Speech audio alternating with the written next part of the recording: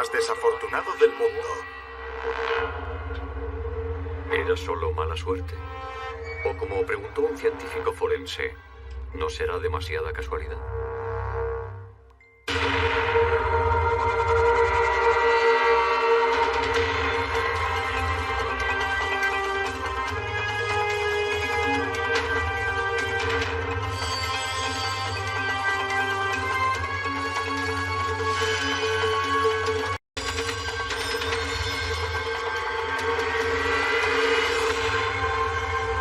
Crímenes imperfectos.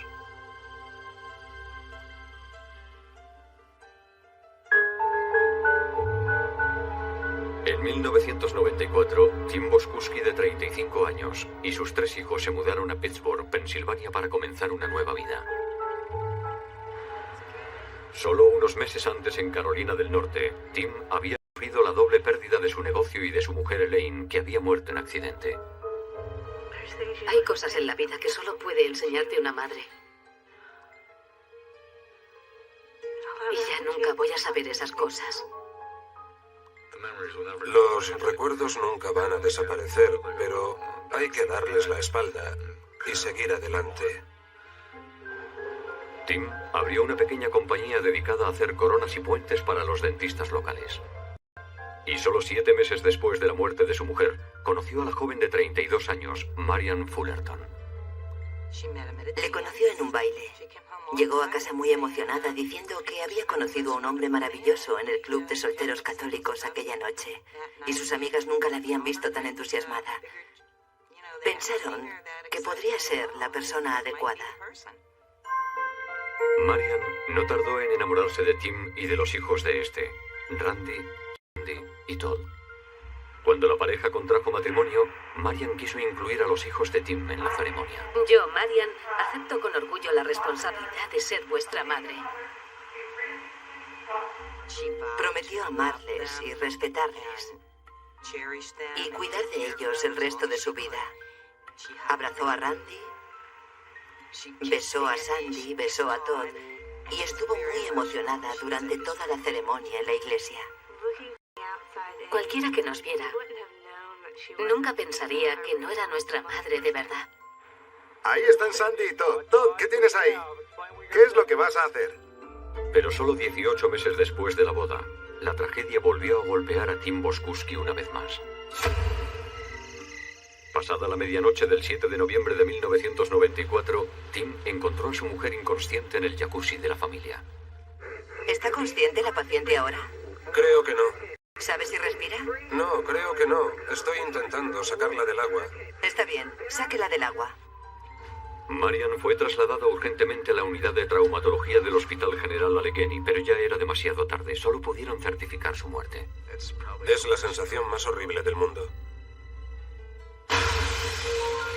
Tim dijo a la policía que él y Marian se habían metido juntos en el jacuzzi hacia las 11 de la noche.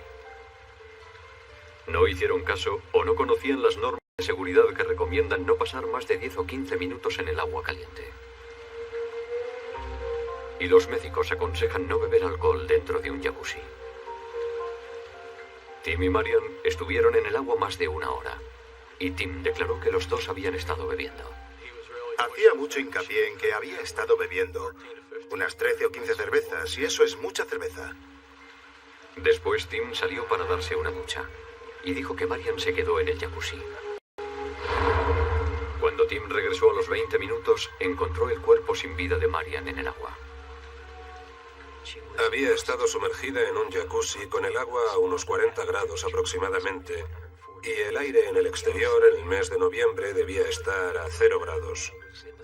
Lo más probable es que intentara salir de la bañera y se sintiera mareada. La sangre fluye rápidamente para calentar las extremidades, entonces se desmayó. Cayó en la bañera y se ahogó. El índice de alcohol en sangre de Marian era de 0,22, más del doble de la cantidad que se considera intoxicación etílica. Nunca es fácil ni agradable hablar mal de los muertos porque ya no están aquí para defenderse. Pero en resumidas cuentas, la verdad es que Marian Boskuski era conocida por sus problemas con la bebida. Creo que la habían detenido 2 veces por conducir ebria. y varios miembros del coro de la iglesia se habían quejado por lo mucho que bebía. Una vez más, Tim Boskuski se quedaba viudo. Debía ser el hombre más desafortunado del mundo.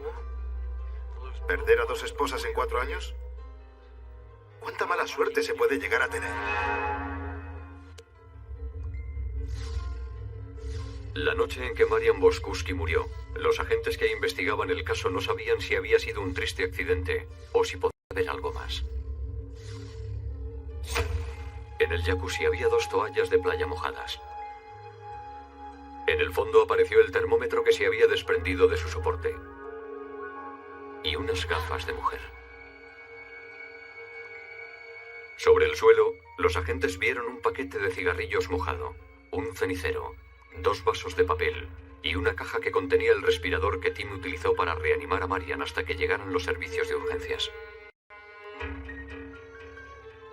Se trata de un aparato que suele utilizarse con desconocidos para evitar el contagio de enfermedades. Eso era muy sospechoso. ¿Qué persona en su sano juicio utilizaría un aparato así con su propia mujer y perdería el tiempo dejándola sola en la bañera para bajar al sótano, buscar el aparato y volver a traerlo?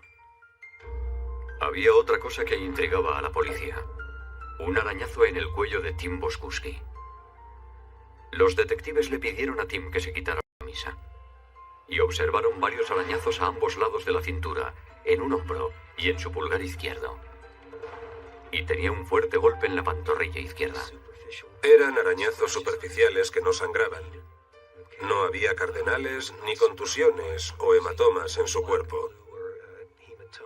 Solo eran pequeños arañazos. No hacía falta ser un policía muy avezado para comprender que ahí pasaba algo extraño. La familia de Marian sospechaba. Habían oído el rumor de que la primera mujer de Tim había muerto en circunstancias parecidas. Hablé con Marian y le dije, he oído que murió ahogada en la bañera. Y Marian me dijo, tía Ruth, es que ella se atragantó con algo. Y le dije, ¿pero qué es lo que podía estar comiendo en la bañera para que se pudiera atragantar? Y ella me dijo, no sé, es que a Tim no le gusta hablar de aquello. Le afecta mucho. La policía de Greensboro, Carolina del Norte, confirmó que la primera mujer de Tim, Elaine, había muerto por accidente en la bañera. 4 años antes, Tim había dicho que Elaine volvió ebria de una reunión social en la parroquia. Elaine quiso darse un baño, y Tim dijo que fue a acostarse. En aquel entonces, la hija de la pareja, Sandy, solo tenía 6 años. Tanto ella como su padre dijeron haber oído un fuerte ruido en la bañera. Recuerdo que oí un golpe fuerte. Y entonces fui a despertar a mi padre. Tim dijo que la puerta del baño estaba cerrada y que tuvo que forzarla con un destornillador. Al entrar, encontró a su mujer tendida boca abajo en la bañera, inconsciente y sumergida en el agua. Tim dijo que la sacó de la bañera y la colocó sobre los rieles de las puertas para intentar reanimarla. La tumbó sobre el borde de la bañera pensando que así podría sacarle el agua de los pulmones. Pensó que había tragado agua y que por eso no podía respirar. El servicio de urgencias trasladó a Elaine al Wesley Lawn Community Hospital, donde certificaron su muerte. Yo admiraba mucho a Elaine. Admiraba su fortaleza. Admiraba su alegría y su risa. Tenía unas bellísimas cualidades. En el baño, la policía encontró vómitos en la bañera del momento en el que Tim intentó reanimarla. Pero no había agua en la bañera, ni cerca de ella. ¿Cómo pudo sacarla sin que todo se mojara? ¿Cómo pudo sacarla sin salpicar todo el baño? ¿Qué es lo que había pasado con el agua? Eso es lo que más me preocupaba. Hasta los rieles de las puertas de la ducha estaban completamente secos. Brenda Vance era una agente de policía recién licenciada en 1990 y tenía una constitución parecida a la de la primera mujer de Tim, Elaine. Intrigada por la ausencia de agua en el baño de los Boskuski, Vance hizo un experimento con la propia bañera de su casa. La agente quería comprobar qué cantidad de agua sería necesaria para que su cabeza quedara sumergida. Empecé a llenar la bañera. Y cuando el agua ya estaba llegándome a la altura de la cara, la cabeza empezó a flotar.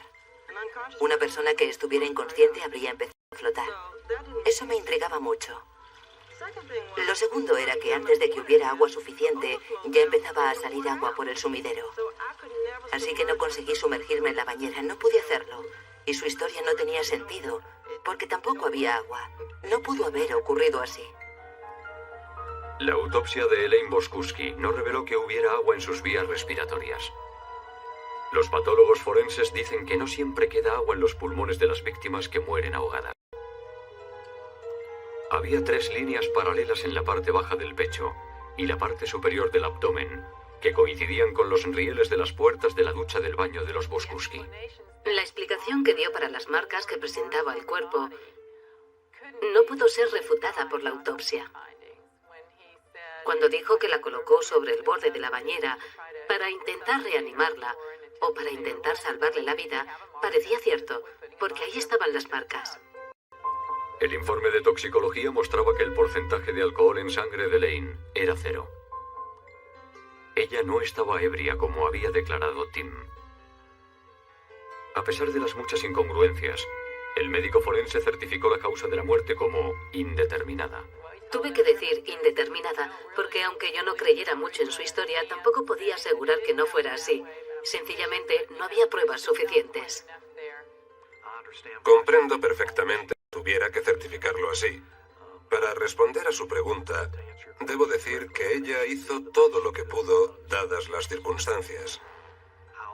Y también creo que personalmente debió sentirse bastante mal cuando murió la segunda mujer.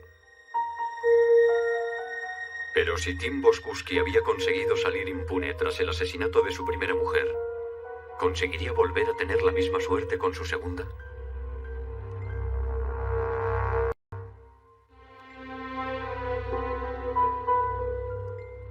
Tim Boskuski había estado casado 2 veces.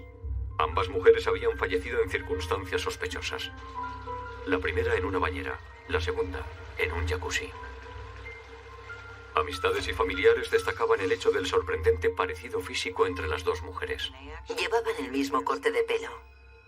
Era casi irónico, porque las 2 llevaban unas gafas que eran como culos de botella. Ese era otro parecido. Y las 2 estaban muy relacionadas con la Iglesia Católica. La investigación sobre la muerte de la primera mujer de Tim había sido infructuosa. Pero los investigadores esperaban encontrar algún indicio más tras la autopsia de la segunda mujer de Kim. Es imposible saber qué fue lo que ocurrió exactamente, pero podemos encajar algunas piezas de forma lógica, racional y coherente. El médico forense encontró 53 hematomas internos y externos. En los brazos, la espalda y la parte superior de la garganta. Encontramos hematomas y hemorragias en los labios y en las encías inferiores, por la parte interior de los labios. Después también observamos hematomas en los brazos, que recuerdan mucho a los que dejan las uñas de los dedos. Apreciamos varias zonas en el cuello que presentaban pequeños hematomas, sobre todo en los pequeños músculos del cuello, que son como cintas planas y alargadas. Y también apreciamos pequeñas hemorragias en todos los tejidos blandos cercanos. Al ejercer presión sobre el cuello, se interrumpe el riego sanguíneo al cerebro a través de la arteria carótida. Y al ejercer presión sobre el nervio vago que sigue la línea de la carótida, se ralentiza el músculo cardíaco y la respiración. La bradicardia, como la llamamos, es la alteración del ritmo cardíaco y en algunos casos, de forma incontrolable, impredecible y errática, produce una arritmia cardíaca. Es decir, que el corazón deja de latir, los pulmones dejan de funcionar y en cuestión de 4 o 6 minutos estás muerto. En opinión del Dr. Wedge, Marian Boskuski no murió ahogada. Yo creo que el señor Boskuski la estranguló.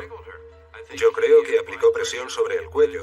Yo creo que la sujetó por los brazos y es probable que la sumergiera bajo el agua, aunque no tenemos pruebas de que fuera durante un largo espacio de tiempo. Yo creo que fue una muerte escenificada y que la verdadera muerte se produjo por estrangulamiento.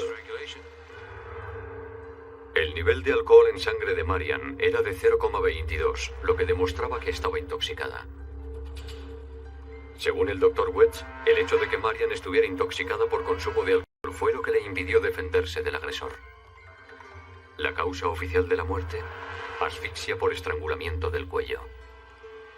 Las pruebas médicas eran irrefutables para nosotros, y el hecho es que la estranguló hablando alto y claro. No es tan fácil salirte con la tuya la segunda o tercera vez que haces algo. Si Tim había asesinado a sus dos mujeres como se suponía, ¿cuál podría ser el móvil? Después de hablar con la familia y amistades de los Boskuski, los investigadores averiguaron que Tim y Marian habían hecho un crucero recientemente y que no había sido tan idílico. Y Marian me dijo, si las cosas no se arreglan para cuando volvamos, voy a tener que dejarle. Y los niños se vienen conmigo. Y pudo comprobarse que Elaine, la primera mujer de Tim, también estaba pensando en divorciarse. Ella era una madre treintañera que empezaba a descubrir el rock and roll en los 60 y 70. Ella estaba empezando a redescubrir su propia identidad como persona. Yo no creo que matara a la mujer con la que se había casado. Creo que mató a una mujer que empezaba a darle miedo. La primera mujer de Tim no tenía ningún seguro de vida destacable, pero Tim contrató una póliza de seguros por valor de $100,000 para su mujer. Llegado el momento, y si decidiera matarla, sabía que esta vez recibiría mucho más dinero del que había conseguido con su primera mujer. Aún después de las dos sospechosas muertes, los hijos seguían defendiendo abiertamente a su padre. Dicen que es inocente. Espero que alguien pueda ayudarles. Tim Boskuski fue detenido y acusado de asesinato en primer grado por la muerte de su primera mujer, Elaine, y su segunda mujer, Marian. Boskuski se declaró inocente. Las pruebas no fundamentan esa acusación. La acusación de Greensboro decía que Tim siguió a Elaine hasta el baño aquella noche de 1990. Después de interrogar a uno de los hijos, se supo que hubo una discusión. Antes de que Elaine entrara en la ducha, Tim sujetó a Elaine contra el borde de la bañera y la mantuvo así durante 4 o 5 minutos impidiéndole respirar. En algún momento del forcejeo, Elaine vomitó antes de morir. La ausencia de agua dentro y fuera de la bañera y los hematomas que presentaba el cuerpo de Elaine dibujaban una escena mucho más violenta. En el segundo matrimonio de Tim con Marian volvieron a surgir los problemas. Era como decir, bueno, ya he matado a una, puedo matar a otra. Pude hacerlo con la primera y puedo hacerlo con la segunda. La acusación de Pittsburgh pensaba que Tim y Marian discutieron en el jacuzzi, probablemente sobre su abuso del alcohol o sobre su intención de tener hijos propios. Las pruebas sugieren que Tim redujo rápidamente a Marian, tal vez cubriéndole la cabeza con las toallas de playa para apagar sus gritos. Marian luchó por salvar su vida salpicando agua sobre el suelo y arañando a Tim en la espalda. Tim sabía por el primer asesinato que cuando se estrangula a una persona, se pueden producir vómitos. Es posible que por eso usara el respirador para intentar reanimarla mientras llegaban los servicios de urgencias. Todo fue una mascarada. Todo teatro. Y además era un pésimo actor. Los abogados de la defensa de Tim argumentaban que su cliente no tenía motivos para matar a su mujer. El negocio que Tim tenía aquí iba muy bien. Tenían una casa nueva y la vida les sonreía. El único problema que alguien podría haber señalado en aquel momento es que de forma ocasional discutían por asuntos relacionados con los hijos. Y si eso es motivo suficiente para acusar a alguien de asesinato, entonces todos somos culpables. En el caso de Greensboro y en el caso de Pittsburgh, la defensa alegó que las dos mujeres de Tim sufrían problemas cardíacos que podrían haber favorecido la muerte por accidente. El que crea en las hadas madrinas y esas cosas y esté dispuesto a apostar por una posibilidad de entre 100.000 millones, puede defender ese argumento si quiere. En Greensboro, Carolina del Norte, el jurado declaró a Tim Boskuski culpable de asesinato en primer grado por la muerte de Elaine, su primera mujer. fue sentenciado a cadena perpetua. En el juicio por el asesinato de Marian, su segunda mujer, el veredicto fue el mismo. Pero el jurado sentenció a Tim Boskuski a la pena de muerte. Yo creo que la condena debería haber sido atarle unos ladrillos al cuello con cadenas, si es posible, y tirarle al río Allegheny para que supiera lo que es morir ahogado. Pero no podemos hacer eso. Yo siempre estuve en contra de la pena de muerte.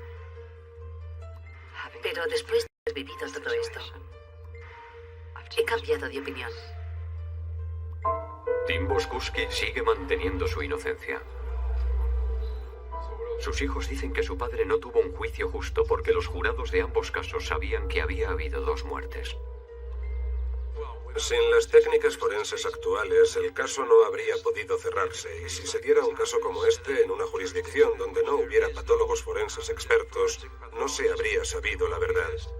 Las marcas del cuello eran muy difíciles de apreciar, eran muy pequeñas.